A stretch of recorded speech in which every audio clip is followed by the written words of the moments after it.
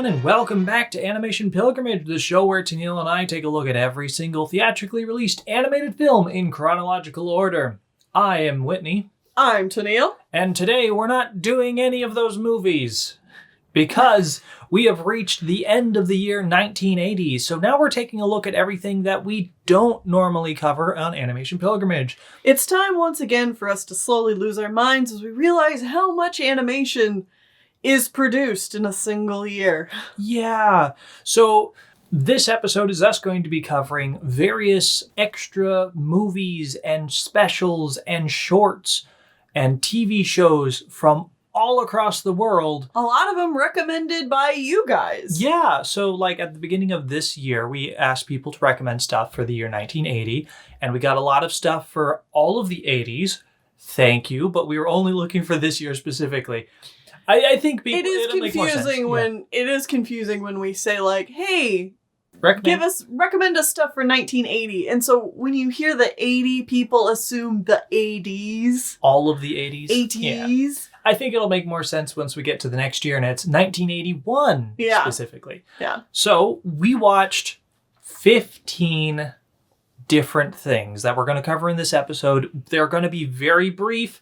Again, this is just kind of an overview of the year. How is 1980 doing in terms of animation? Yeah, what are they doing that aren't animated films? So we're not necessarily going to go super critiquey on any of these. We're not going to give you a crazy amount of background and details on a lot of them. Mm-hmm. Hell, we might even do the shortest synopsis possible on each of these things. The TV shows, we only watched like one episode each.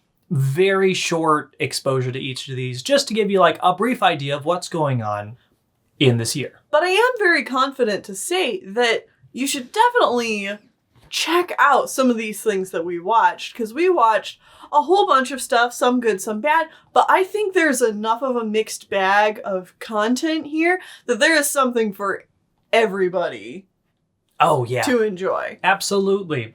So we're going to be going country by country when we go over all this stuff, and we're going to start with the United States, because that's where we live, and I don't know, it just seemed like the right way to start this off. And we're actually starting with something that came out in 1979, because whoops, we missed it.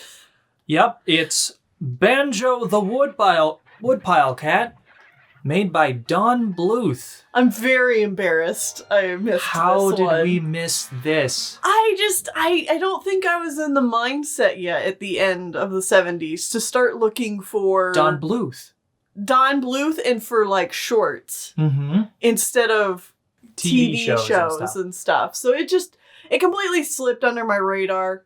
Big apologies, but we're finally covering it. Okay, so very brief history of who is Don Bluth, Tennille? Don Bluth was a Disney animator. We've talked about him a couple of different times on Animation Pilgrimage. He was a animator and story man at Disney. And then we will be getting into more of his history once we reach The Fox and the Hound. But suffice it to say, he and a bunch of other animators have left Disney and have started their own studio. The first project that they did was this, Banjo the Woodpile Cat, which is also directed by Gary Goldman and John Pomeroy, who don't usually get as much credit as Don Bluth, but they should, because they're co-creators. Also co-creators and really influential to animation in general. Yeah, they made Banjo. Like I said, we're going to be going into more Don Bluth stuff later, so I know this is just the brief history of it. We'll get into it. Yeah, so brief synopsis of what happens in this 30-minute short. Country bumpkin Kid Cat lives in the country, gets into a lot of trouble, as he does, goes to the city, gets in trouble there, wants to go home, is helped by the city slicker cat, who takes him through random songs, and at the end of it, he gets them on the truck to go back home. The end. Not a lot really happens.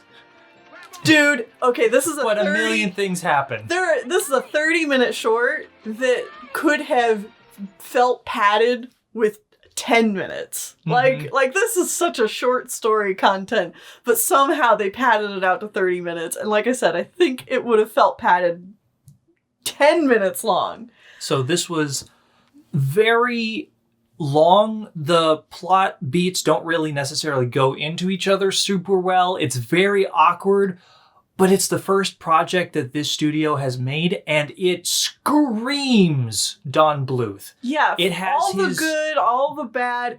His exaggerated squash and stretch, his character designs, specific movements that you see in a lot of his films that will be coming out later. It just feels like all of his... syncing. Oh, the lip syncing, that is way over the top. Peak Don Bluth. And it's just begun. Whether you like it or you don't, it's there.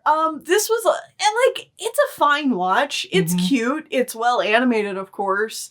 And I will say right off the bat, the Bluthisms in this that I really like to see are the character designs of the animal characters doing humanistic things. So the anthropomorphism of the actions that animals do, I think always had such a really good appeal in Don Bluth's animal animation. Yeah, so they still look completely like a cat, but then they'll stand up on their hind legs and they'll like pull out a cigar or something and twirl it around in their hands or something like that. Right, and it just looks so natural, even though you're making an animal do something that they would not be able to do. Yes, that I will agree. That looks very good.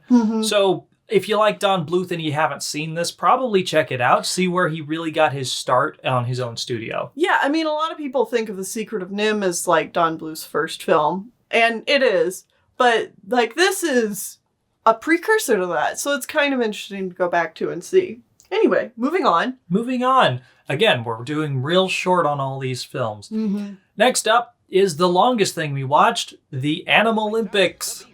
Technically, could have been a movie, but it was like a made-for-TV movie that was never put on TV. It had a troubled production history. But it was made because the Olympics were happening in the 80s, and that's kind of fitting because the Olympics are happening right now. It's topical. Wow. Wow. It's animals doing the Olympics. And I've heard this movie was so infamous because it's like horny animals doing horny things in the Olympics. And it's furries. And it's none of that. It's really tame. It is, but it's so tame. I don't know. This movie feels infamous as like that one horny furry movie from the 80s.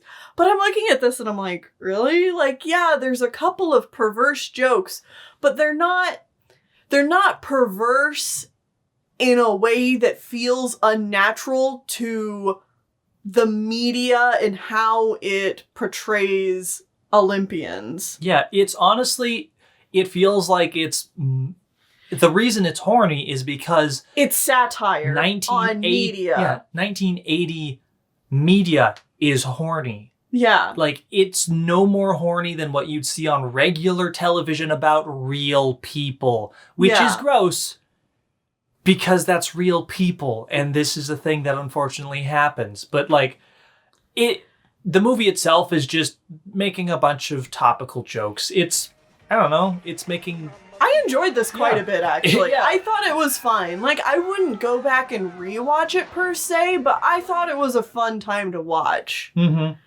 There are some, not great things. Like, there's definitely some dated humor. And there is some racism. There's some fat phobia. A lot of fat phobia. A lot of fat phobia. But in general, I thought this was more of a pleasant watch than an unpleasant watch. Oh, absolutely. And I especially really liked the character designs for a lot of the different animals. I thought they were fun. Hey, there was an anteater in it. Yeah. They didn't do anything, but they were there.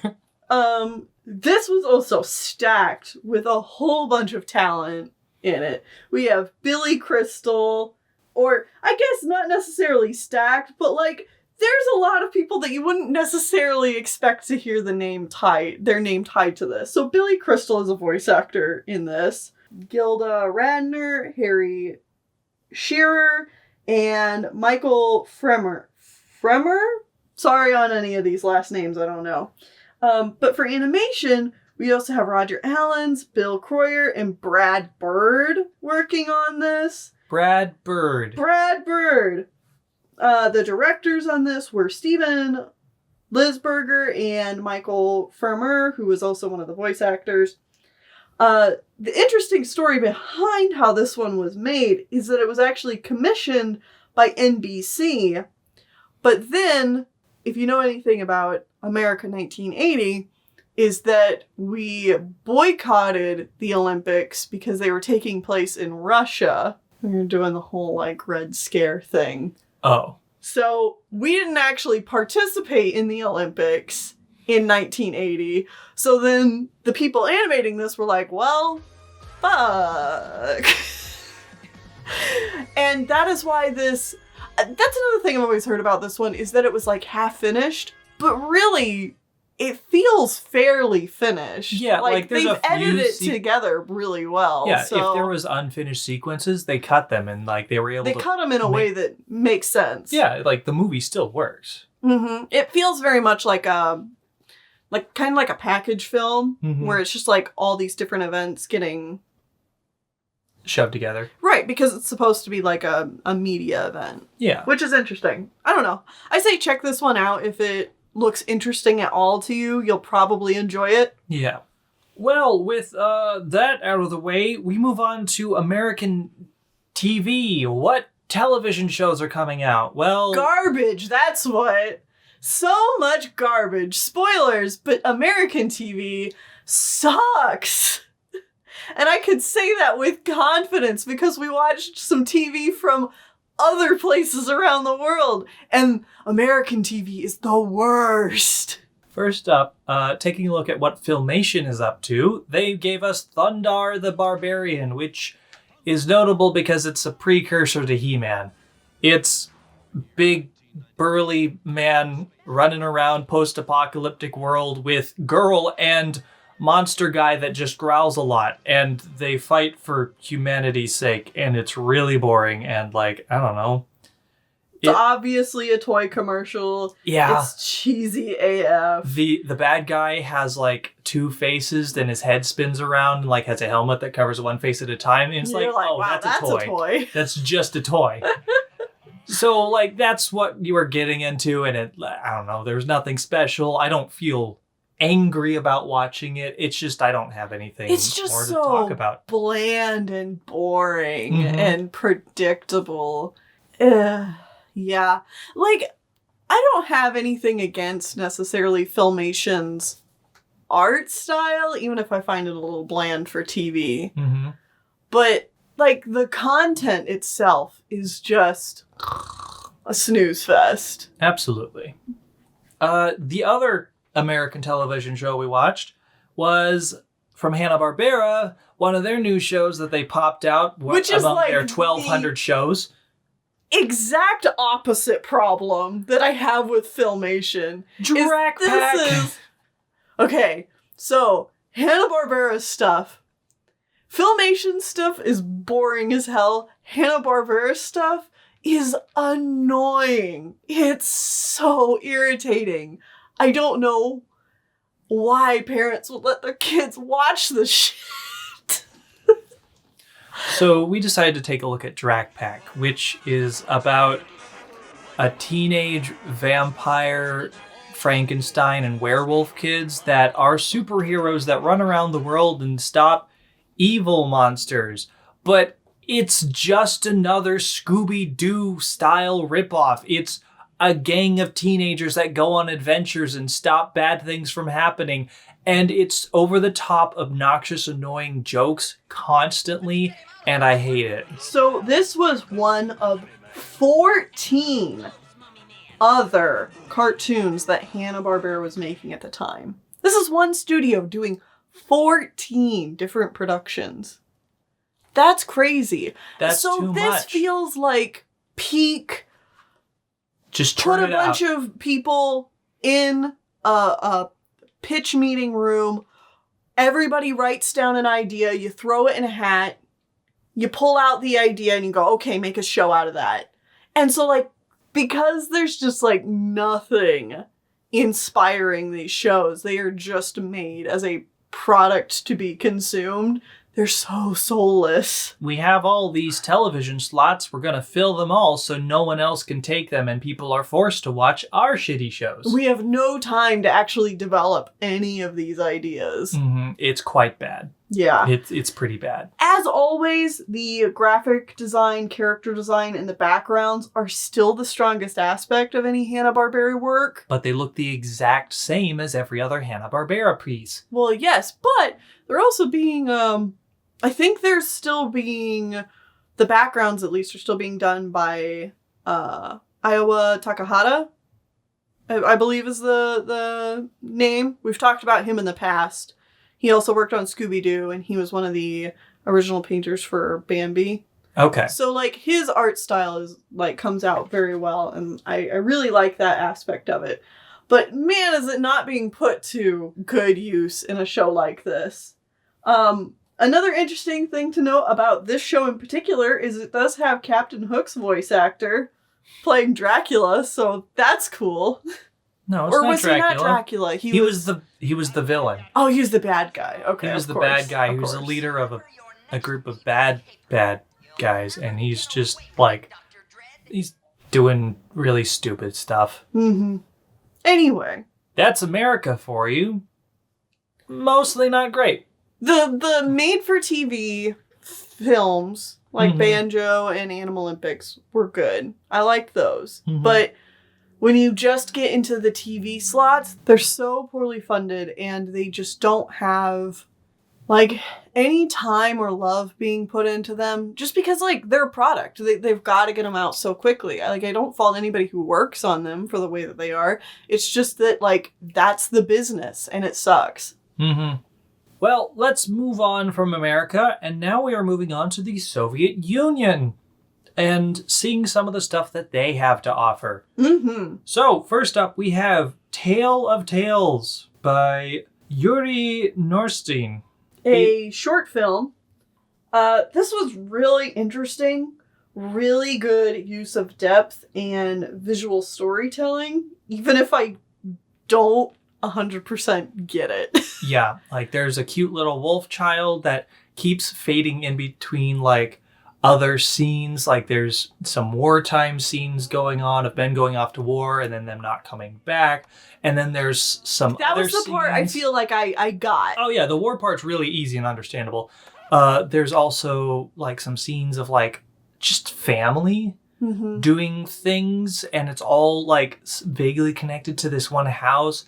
Past that, I don't really understand. There's like a small child eating an apple and looking at some ravens. I don't know. There was a lot of different things going on. I don't entirely understand what all it was meant to mean, like stand for. But the stop motion effects were very good. This I highly recommend this one just in general. It's like I said, I don't necessarily get it, but it left me with feelings of it's being like it's about like life and loss and hope and perseverance, I guess. Like that's the kind of emotions it filled me with, even though like I didn't necessarily get it. Yeah. It is based on a Turkish poem and a Russian lullaby. I was able to find that out. And I just think this one's really neat visually. It's got some really cool cinematography and like storytelling choices that it makes. Like, I'd say check this one out. Next up, let's look at some of the Soviet Union's television. So, like, they got that amazing short that they showed off, but they're also doing TV. And we're going to start off with New Pogodi. And I'm probably pronouncing that incorrectly.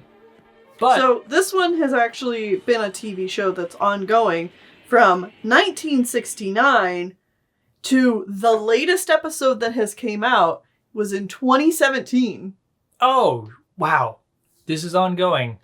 So, it's about a wolf and a very small, feminine male rabbit that he keeps trying to eat. Mm-hmm. And so we watched the episode that came out in 1980, and once you know it, it's about the Olympics because it's taking place in the Soviet Union. Uh-huh. And so it's just a bunch of, like chase scenes and stuff like that. The rabbit doesn't speak a whole lot. The Wolf just gets into shenanigans and gets beat up trying to... It's a very Tom and Jerry-esque situation. Yes, absolutely. So this one in particular, he's trying to eat all the rabbits that came from other countries to compete in the Olympics. Mm-hmm. And he gets shown up every single time. So, I don't know, it's fun. Very straightforward classic cartoon shenanigans. It was super cute. I liked it. Important to note, so you know how I said that it started in 1969 and the latest episode was in 2017? Yes. There's only been 22 episodes. Huh. So it's just something that, like, they just make a new episode every few years. That's interesting. Yeah. Well, neat. Yeah. Honestly, I thought this was pretty cute. I was perfectly fine with it. Mm-hmm. Cool to see a show that I've never even knew existed before. And, New Pagodi means, like, I'll get you next time or something like that. Isn't that what it was?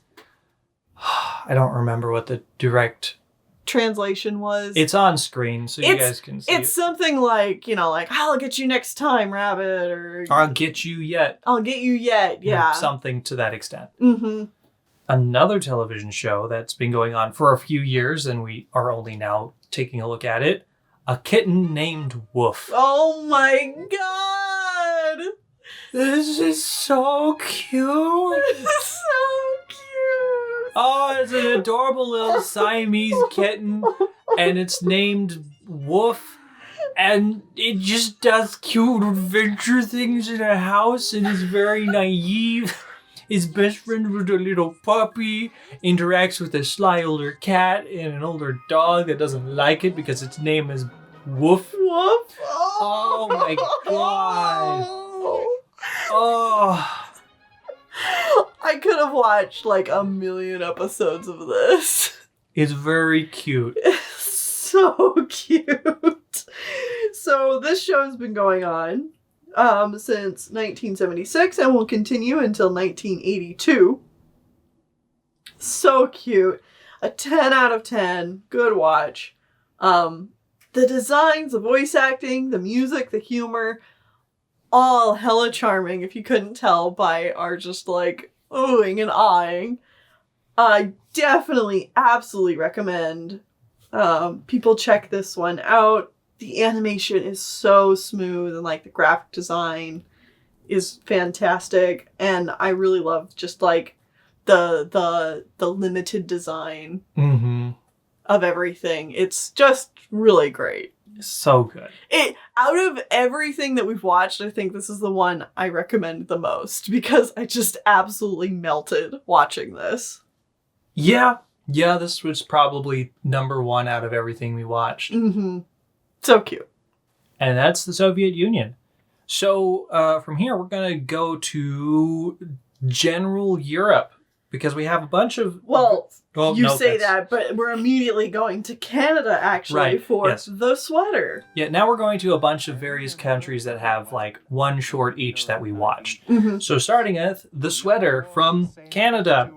It's about a kid growing up in Canada, and everyone loves listening to hockey, and everyone wears the same red jersey of the same one guy, and everybody loves this one guy. So when they play hockey... He's the star athlete right now, I guess. So when he plays with his friends after school, everybody wears the same jersey. Everyone is the same person.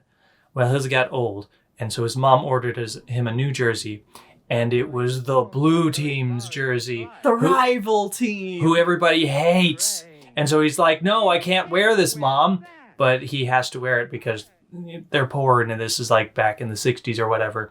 So he goes to school, and everyone hates him because he's wearing the blue one, and he doesn't get to play, and he has to sit on the sidelines most of the time. And that's where it ends. I can't believe it ended there. There's like no resolution. It's just like, no, he's on the blue team. The kids hate him now. Yeah. And he's like, fuck that team. I want my red shirt back. I was like waiting for but you know what? I found out it doesn't matter what jersey you wear. It's about how you play and being a good sport. But no, this is just like, nope, kids hate you now. Too bad your mom sucks and got you the wrong sweater. This is like the most Canadian thing I've ever watched. Because it's all about hockey. It's all about hockey. I was like, wow, I can't believe it's going to be like this Canadian. It's French Canadian as well. Yes, French Canadian as well. Apparently this is based off of a short story, also called The Sweater.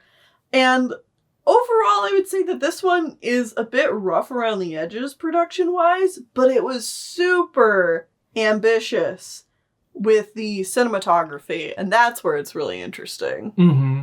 Yeah, I think there was some really fun stuff that they did with this one, even if it is very rough overall. Yeah. It's cool to see what they're doing. I mean, it's a huge leap forward compared to the last Canadian thing we watched, which was... What was it called? The Enchanted Village? The Enchanted Village with the werewolf. With the werewolf and the preacher and the bell. That was bad. Oh, man. This was more enjoyable than that, for sure. All right, next up, from Hungary, we watched a 3-minute short called The Fly. I think this one technically came out in 1979. I'm not sure, actually. I did not double check. Okay. One of these next 3 came out in 1979, and I don't remember which one it was. Okay. But The Fly, it's a short film from a... Wait! You'll never guess what it's about. I'll give you a second. Okay, Whitney. It's from the view of a fly as it flies around and gets inside a house and is chased around by a human, and eventually it dies and gets skewered on like an insect board. And that's it. Yep. Honestly, this is really good. The camera work is a little nauseating because it's a fisheye lens.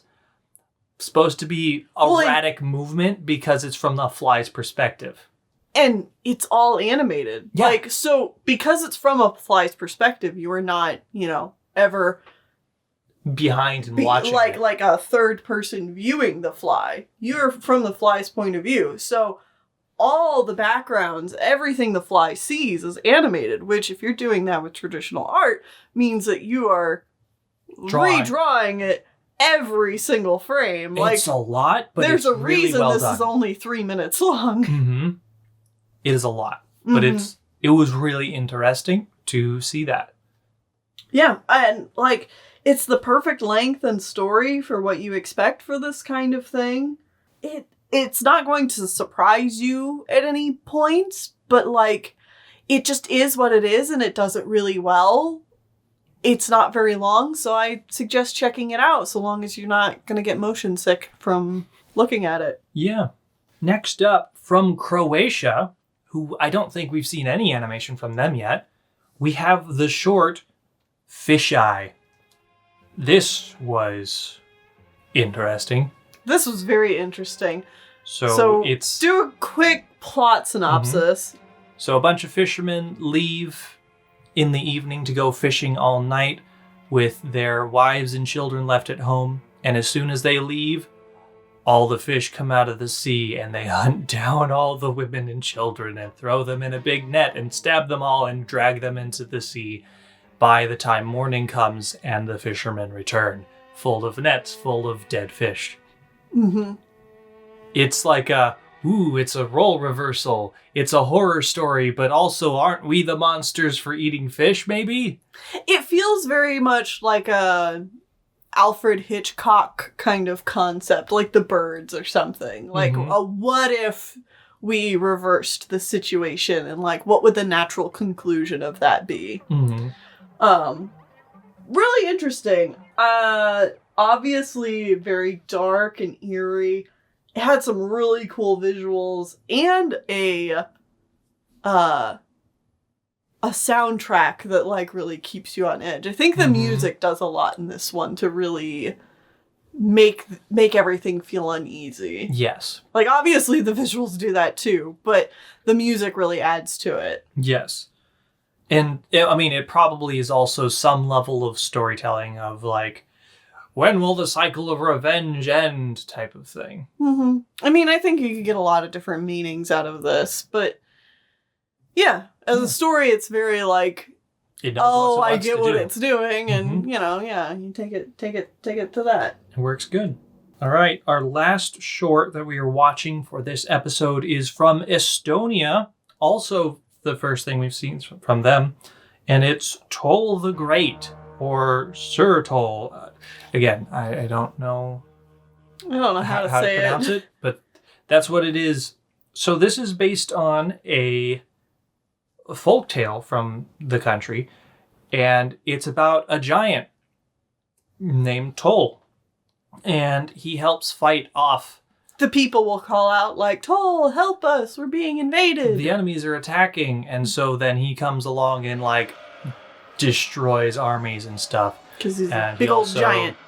His wife gets killed by some devil, and so he drowns the devil, and then there's another big army that comes along, and he fights that, and he gets his head chopped off, and then he like falls over and turns into a mountain, and he's like, if you ever need help again, just call my name and I will awaken, type of thing. Mm-hmm. And like it's another really dark and eerie one. Mm-hmm. But like this one's more so from the perspective of just like war. It's really just wild and nightmarish. Mm-hmm. I wrote down in my notes that it feels very Salvador Dali, but mixed with folk tales. And that's really interesting. I don't have enough of a fine art history major knowledge to like elaborate on that, but I think it's really neat. And if you're interested in any sort of like surrealist Salvador Dali-esque style art, this is something you should check out. Everyone dies, the end. Because like every time he goes to save his people, Mm-hmm. they're always like depicted as not having armor, and they suck, and they constantly die compared Get stabbed, to like yeah. the oncoming waves of enemies. It's a downer. Yeah, it's definitely a bit of a downer. Okay, and with that, we are moving on to the final section. It's Japan! Who could have seen that coming? From Japan, we decided to take a look at 4 different shows of 4 different animes. 4 different anime, which are mostly different genres, I would say. We only watched the first episode of each of them. We tried to keep it a small list because Japan produces a lot of anime, and if we start watching everything, we're never going to watch it all. Yeah, so we're just covering these 4. These are just our first impressions from watching the first episode. Mm-hmm. So first up, we watched Astro Boy from like the 1980 reboot of Astro Boy. So this is the 1980 version is a remake of the original 63 series. Mm-hmm. So this is like the origin story episode. And Tennille, you've never experienced Astro Boy's origin story before. Nope, I sure hadn't. Holy shit. Okay. So there is a scientist man that makes robots, and he has a young boy named Tony or something. And I mean, I don't think that was his name. I think his name was like Tobia? Toby? I don't know. Small child. Child is depressed when he can't hang out with dad, so he gets in a car and dies in a car crash. And on his deathbed, he says, Dad, make a child robot and make it named after me and make it have all the guns and make it super cool. And Dad's like, yeah, okay, I'll do that. And so he does that. And now the boy goes, the boy's dead. He dies! And so Dad makes a robot that's a copy of his son, but is definitely not his son. He's just made this robot that is a copy of his son, and that's our main character. That's Astro Boy. Super powerful robot child. He puts a skin suit on him. Yes, he I don't like it. I don't like it one bit, Whitney. And then this episode has like a tank going nuts and destroying the city, and people die. But Astro Boy's there, and he saves some people. And like then they have to run away from Japan and moved to America because the government didn't want him making this robot in the first place, and that's where the episode ends. I don't want him making this robot in the first place. This is so unethical and fucked up. Oh, it is. It's so messed up. Also, there's like an evil scientist man that makes an evil Astro Boy that he names... Oh, shoot. What was Adonis? Atlas? Atlas. He names Atlas. evil Astro Boy Atlas. Mm-hmm. Mm-hmm. So that's going to be a thing that comes up eventually in the show. Ooh. So I thought this was originally going to be like a kid's show. And I guess it kind of is, but like... It is. Death and violence everywhere. I love it. It's messed up, man. It's so messed up. But, like, I guess what we should say is that, like, whoops, we should have watched Astro Boy sooner. But also, it's Astro Boy, and it's one of the most influential animes of all time. Mm-hmm. I mean, it's from the creator of anime, Osamu Tezuka himself. Yeah. It's just we somehow haven't watched it yet. In America, he was called Mighty Atom. And, No, the other way around. What? He's Mighty Atom in Japanese. What? Yeah, in Japan they call him Mighty Atom. Here in America we call him Astro Boy. What? I thought it was the other way around. No, he's Atom in Japan. He's Astro Boy here. Well, that kind of makes sense. Mm-hmm. Oh. Yeah. Oh.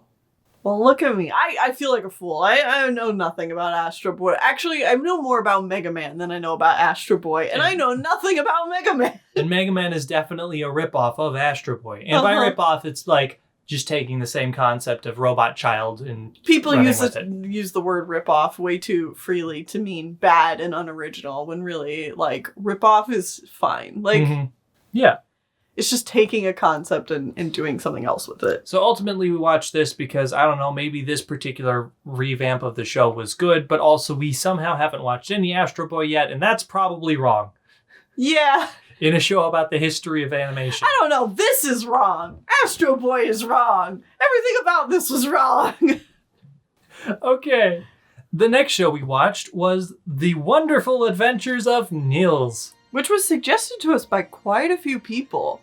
2 or 3, but that's still a lot of suggestions. Yeah. So we checked it out. They're like, I don't know if the show is even necessarily good, but I just remember watching it and, like, it resonated with me. Mm-hmm. Which, I'm glad we watched it because it's a retelling of a story we've already seen. Yes. The Goose Boy? No, the Enchanted Boy. The Enchanted Boy. It's about a real shitty kid who beats up animals and is a bad kid. He catches a small gnome, brownie, dwarf, fairy guy, and he's like, hey, I'll give you money if you release me. And the kid's like, thanks, I changed my mind, I'm not going to release you. And so he's like, well, screw you. And he shrinks him down to his size and leaves. And that's where this episode ends. But knowing the original story, what eventually happens is he has to go on many adventures and he learns to be a nice person. Like, then he'll eventually be able to return to regular size. Yeah. So, I don't know, it was enjoyable. Yeah, it was really cool to see, to revisit a story we've seen before in Animation Pilgrimage. I really enjoyed the art direction of this and the slower pace of things. This was made by Studio Perrot? It's meant to be named after a French word, so I don't know. I don't know either. But this is the same studio that, when we were growing up, were making Naruto and Bleach. Oh, well, that's neat. This was directed by Hisayuki Toriyumi, who did Space Ninja Team Gatchaman. Oh, of course. And overall, this one was really good. I'd actually be interested in continuing to watch this one to see how it compares to the movie. I don't know that I necessarily want to sink that much time into it, but, like, I'm interested. It was neat. It was cute. Next up, it's time for drama.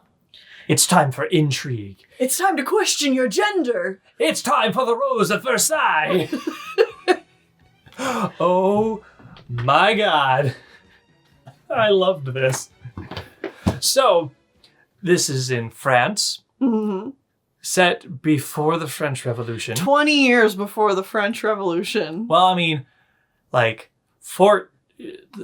25 years before the French Revolution and then 20 years before the whatever. By looking up stuff about this one, I know that it takes place up to and then past the French Revolution. Oh my god. Yeah, so the drama. The drama. The drama. So, this is a datey, quote-unquote, girl anime. It's a shoujo. Mm-hmm. This was awesome. This is about Oscar, a young girl who is born into a French general family. And the dad's like, I need a son, so you're going to become my son. He's like, I've had 5 or 6 other girls already. I need a boy, so you are now my son. And your name is Oscar. And so he raises his child to be a man, even though she's a girl. So it's not like they're hiding her gender.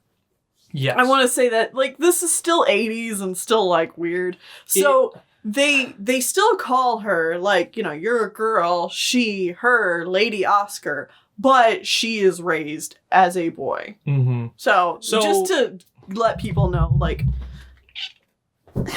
This might be a little problematic by today's standards of how you would refer to someone and their genders and dead naming and stuff like that.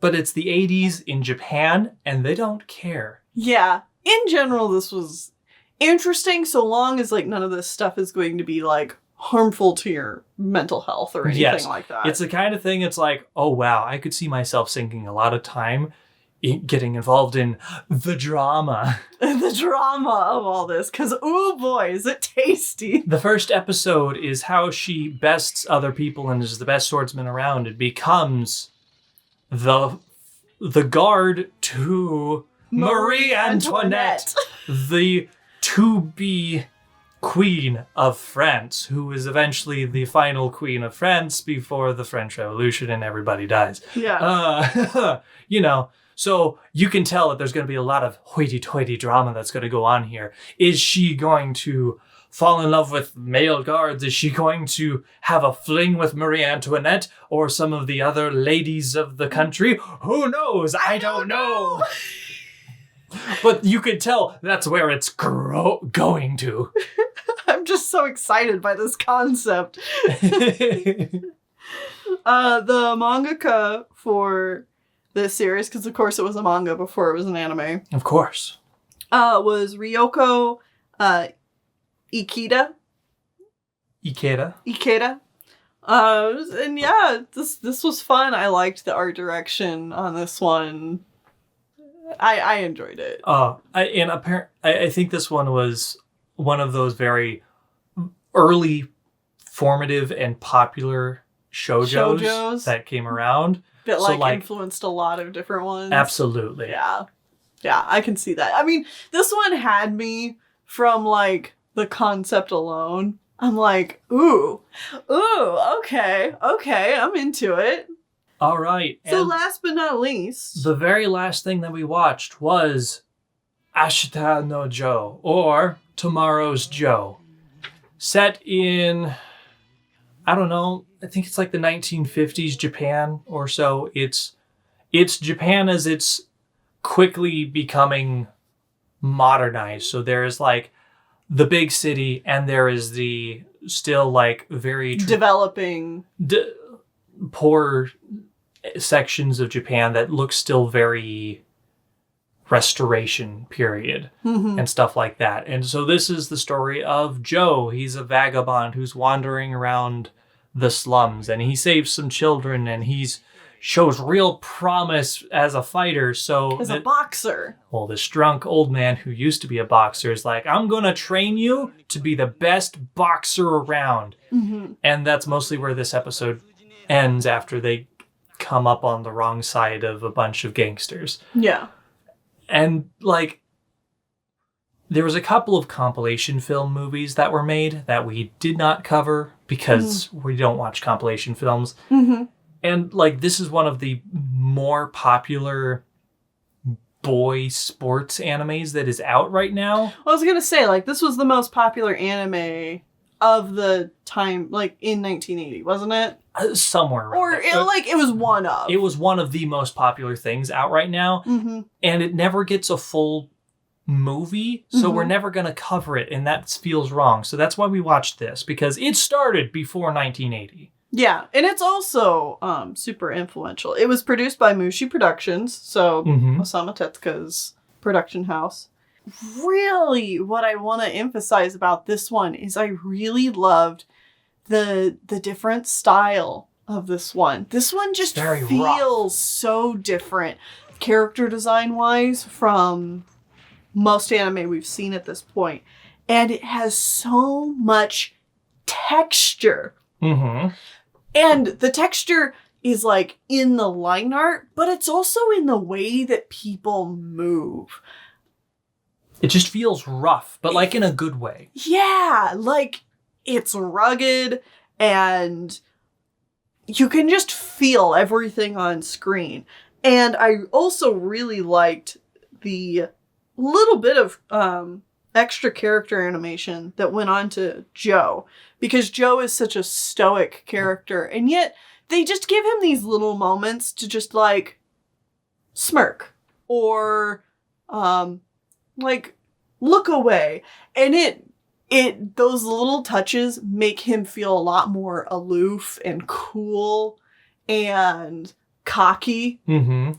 And even though we only watched this first episode, I had a really good feeling of knowing who Joe is and separating him from the million other boy anime characters I've seen that look exactly like him. Because it's a very standard anime boy protagonist of this we're era. Looking at, but the little bits of extra character animation really made him his own unique character, which I thought was really nice. So for the manga of this series, it actually has a writer and an illustrator. So the writer was Asahao Takamori, and the illustrator was Tetsuya Chiba. And then the director of the anime was Osamu Dezaki. So yeah. That's everything that we watched. Yeah, so some of that stuff was catch-up from 1979 or slightly earlier, but like most of it is 1980 or was still going on in 1980. And so I feel like it was appropriate to cover all this stuff now. And then from here on out, we'll just be doing stuff that starts in the year that we cover. Yeah. So next year, or not next year, but when we release a video that's like, give us your suggestions for 1981, you can give us your suggestions for 1981 and what we should check out there. Mm-hmm. I have a bit of a list that mostly covers some American shows, although I think a lot of American shows don't really start getting off the ground until like 1983 forward. So I really love getting suggestions from people on other countries, because it's just really hard to look up everywhere and like find all this stuff. So it's really great that you guys help us. Mm-hmm. And yeah, this was a mixed bag, but overall, I would say that this was an excellent selection of shows and shorts. Oh yeah, I honestly, even though some of this was kind of bad, I enjoyed watching all of it. Mostly just the American stuff. Yeah, like the American stuff TV was bad. shows. Yeah, the American TV shows was bad, but like everything else was really good. It's just another reminder that like animation here, late 70s, early 80s here in America is really not doing well, but in other parts of the world, like, you're doing great. You're doing keep at it, baby. You're doing good. All right. Well, that's going to be it for this episode. Thank you guys so much for watching this one. And now that we have fully finished the year 1980, join us back here next time for the wrap-up. The Anteater and Cat Award Show. Woo! I can't say lizard and cat anymore because there's no lizards anymore. Yeah. So yeah, join us back here next time for our thoughts on what is the best and the worst that came out of the year of 1980. Mm-hmm. All personal preference, of course. Yes. All 100% facts. Yes. See you guys then. Bye.